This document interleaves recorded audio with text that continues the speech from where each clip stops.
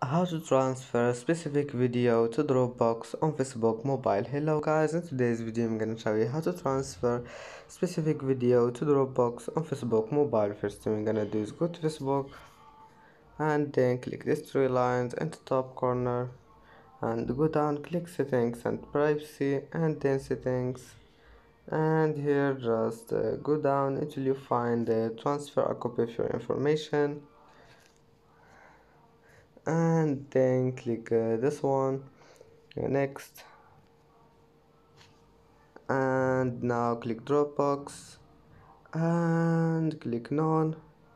of your photos, and then go